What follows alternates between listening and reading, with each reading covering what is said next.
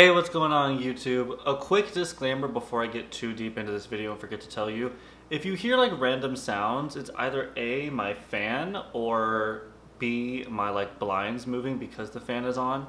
I live in Nevada in the middle of the desert. It's like 98 degrees outside at 10 in the morning, and so it's like 80 something degrees in my apartment because on top of the other issues, my AC is broken. So I've been dealing with that for the last couple of days. So if you hear any random sounds that aren't me talking, or it's just like annoying because I personally don't know if it'll pick up on the mic, it's either my fan or these blinds. I deeply apologize. But anyways, welcome back to my channel, you guys. Thank you so much for clicking on today's video. Today I'm gonna be doing well, on Instagram a couple days ago, I had done like a questions thing on my stories asking like random questions you guys want to hear from me. So today I'm just going to read them off and answer some of them. If you ever want to be a part of one of these kinds of things, I do these kind of question things all the time on Instagram. Make sure you go ahead and follow me. My Instagram handle is down below in the description box. So without further ado, let's go ahead and start this video after you hit that subscribe button. So the first question today is, let me pick a random one. How's life in Nevada? I'm also gonna pop up the questions somewhere on the screen as well. Overall, I do love Nevada. It's very freeing. It's very like open, even pre-C word open. There's like a lot to do. There's always things to go see. There's shows. There's always new people here because it's a very big touristy city. So it's always super easy to meet new people and kind of get things going. At the time right now, I don't really go out that often because of the C word. And I just don't really feel like dealing with people. I know how like dirty some people can be, and this really opens your eyes just to see how dirty some people are. So I kind of avoid like really big crowds. I kind of just like stay to myself a lot. Overall, I would say Vegas or Nevada is great. So question number 2 is, how do you decide on what tattoos you want to get? So if you watched one of my previous videos about me telling the backstory of my tattoos, at this time I have 13. And honestly, I want to say about 95% of them have all just been spontaneous. Most of the time I'll just like wake up one morning and like an idea will be in my head, or like I'll see something on somebody else and like inspire me to have like my own version of it, and then immediately I'll like go and get it. A great percent of my tattoos have been thought of and decided on the spot. Sometimes I'll be in the parlor with like a friend and they're getting a tattoo, and then I'm just like, you know what, I want to get this. Or I have like an idea going to the parlor, and then once I get there, I completely change my mind and then I stick to something else, and then I end up liking that second choice way better. So yeah, the way I decide my tattoos is honestly spontaneousness, or whatever the word is. What's your ideal career? Honestly, I want to be doing something social media wise. I love being, as a Leo, I just love attention naturally. And it's really weird because like, I feel like a lot of things that we like as adults, kind of like things that we didn't really get as kids. And so as a kid and growing up, I didn't get much attention, or like I wasn't like really like highly complimented. I wasn't like really liked as a kid in terms of like my peers.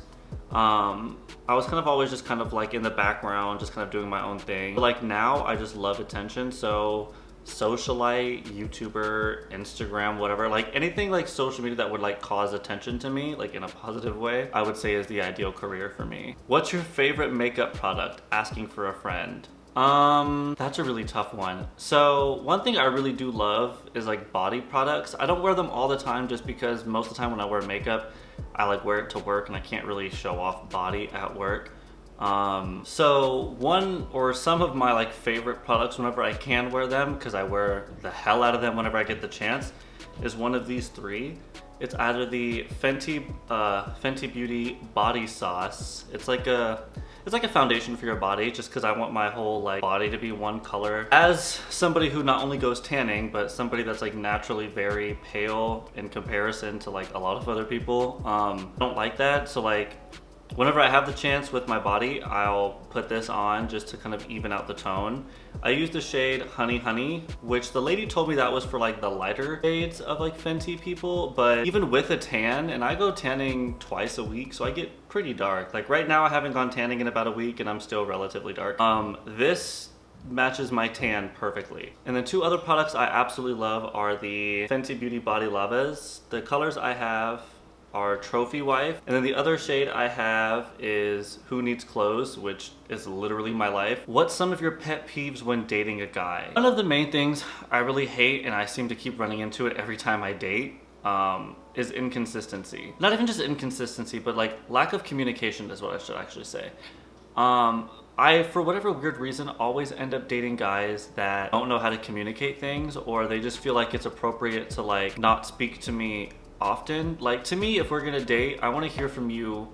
Like, if we're like long distance, because I'm not against long distance, just because life happens. If we're gonna be long distance, I would like to hear from you at least once a day, you know, like either like a good morning or like, hey babe, you know, thinking of you, blah blah blah. But like, if we're like local and within each other's like driving distance, hearing just even every day would be nice. I wouldn't mind it, but it's like every other day would be more ideal to me. I always happen to run into guys that I could text them like Monday morning and I won't hear from them until Friday. It's like, yeah, I get we're busy, but like realistically, how are you busy for 5 days? You know, even just a quick like, hey, sorry, this and this has been going on, or like been really busy at work, or just overwhelmed or stressed out, don't want to be near my phone. Cool, great, I get it. But then you're on social media 24/7. Like, the math ain't mathing. Like, it's just not making sense to me. So that's like something I really don't like. Huge pet peeve of mine is inconsistency and like lack of communication. It's ended a good amount of my relationships, and to me that's just, it just makes sense. Like, why would you not want to talk to somebody that you're dating, or why would you not want to hear from them? So it's like, maybe I'm just not seeing something, maybe my expectations are just too high from people, but if you want to date me, I'm sorry, we need to talk. Who's the baddest bitch? I mean, you clicked on this channel for a reason, so I'm gonna just leave that answer there. 5 biggest inspirations in life. Whew, 5? That's a lot. So biggest inspirations for me are just surviving. I mean, we live in a capitalistic world, or at least in the US we do, and everything is all about like making money and surviving. So like trying to just make more money has always been like a motive of mine and like an inspiration to me. Rihanna, I mean, anyone from a million miles away, people that just speak to me for 5 minutes could tell you that Rihanna is a huge inspiration to me. Her backstory, her coming up, her like everything, turning everything around, going from like bankrupt broke to now being like the richest female singer in the world. Like, everything about her journey has just been super inspirational to me, and I love it. That's number 2. 3, being able to provide for people, or like just straight up being able to give people things they want. I love having the ability, or like I love it when I'm able to like be told something from a friend. They'll be like, oh, I really like this item, or like I can like kind of pick up on things that like my friends like, or like they post it and I have the means to get it for them. To me, that's like inspirational to me. To be able to provide for people that, or give people things that they really want, or even just need, or anything. That's like a huge inspiration to me. Number 4 would be making my parents happy. I know how my parents are. Anything I do essentially makes them happy because they know what makes me happy. But ultimately, knowing that my parents are genuinely happy and like supportive of me, and they're proud of the things I've done, is a great feeling to me, just because I know they've sacrificed and done a lot for me growing up. Even like, not even just things that like a parent should do, but like there's many times when my parents have gone out of their way for me. Yes, I think it's possible for parents to go out of their way for their kids, of course. And 5, a big inspiration, or the 5th biggest inspiration to me is myself. If you know me personally, if you truly know who I am and things I've been through and the things I've done, both good and bad, you would know that I'm incredibly proud of myself for like where I am right now. I'm not where I want to be ideally, of course, but like I'm way better off now than I was even 5 years ago. I'm in a way better place, a way better like headset, mental place, all that kind of stuff. So like, to me, I would say I'm one of my biggest inspirations. Final question, just because I'm gonna end up making a part 2 because I have like way more questions than like I thought would happen, and I don't want to make this video way too long, and this is like a really like tough one. I've actually been like looking at this one for the past couple days and trying to think of an answer. What's something you've always dreamed of that you feel like you're getting closer to? Honestly, just like true happiness. I've always dreamed of being super happy, dreamed of being able to like wake up and not be in like these sort of like episodes I get into. A quick recap of like something that happened last year. Last year I was diagnosed with major depressive disorder, which ended up solving a lot of my problems and like questions and like answering those questions. So once I got diagnosed with that and I took like the medications and like went to therapies and stuff like that, I've been like progressively getting happier and like understanding like what's going on with me like internally and like mentally. So one thing that I've always dreamed of that I feel like I'm getting really close to is finally reaching that level of like happiness and getting out of that like dark spot in my world. And I'm super excited to one day fully be there, to be super just like happy and like carefree.